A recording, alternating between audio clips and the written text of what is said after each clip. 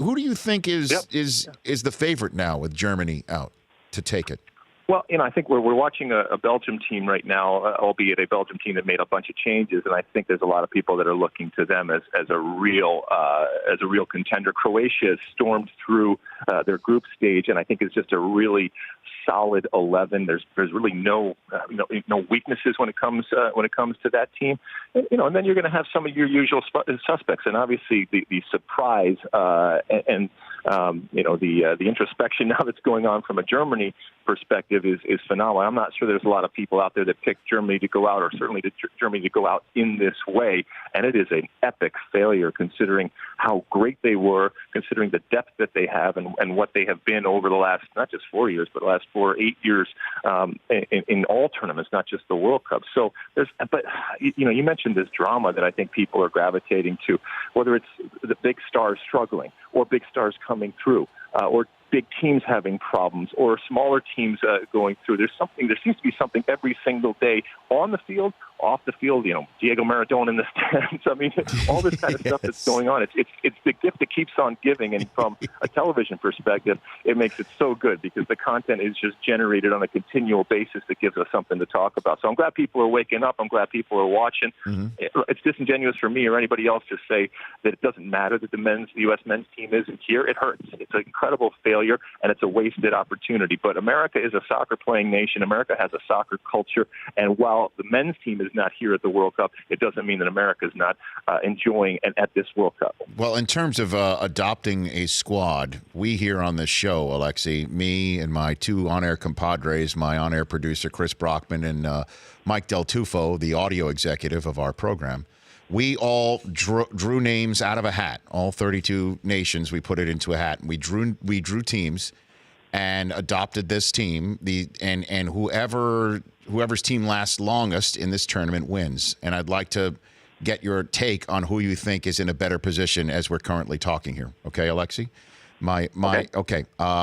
My compadre Chris Brockman drew Argentina, who now takes on France, as he was sweating bullets. He had quite the group play sweat. I did yesterday with I'm the Landon Donovan of this. I drew Mexico out of the hat.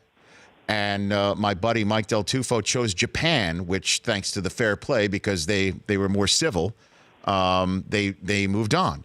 Who do you think, with Japan facing the winner of Belgium and England, who do you think, and Mexico taking on Brazil, has the best chance of lasting longest? Okay, so I think it was Mike you said is screwed with Japan. That's not happening. Who else? Okay, and then me with Mexico and Chris with Argentina. What do you think?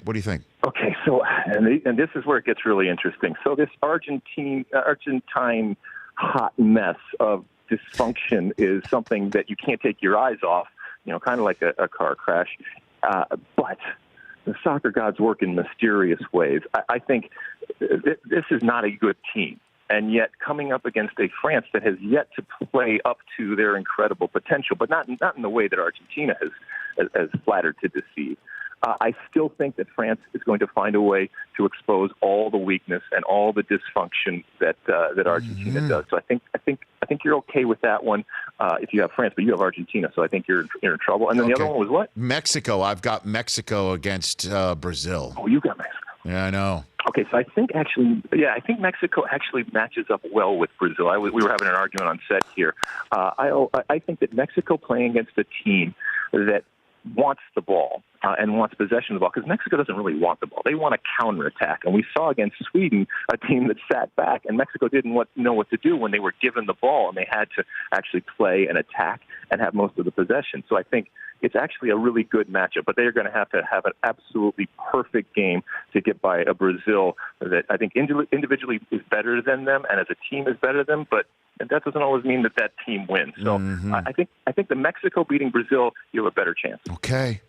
Alexi Lalas likes me to move through. And we have a new fantasy team name. What is that? Argentine hot mess of dysfunction. That's a great fantasy team. The Rich Eisen Show, weekdays at noon Eastern on Audience.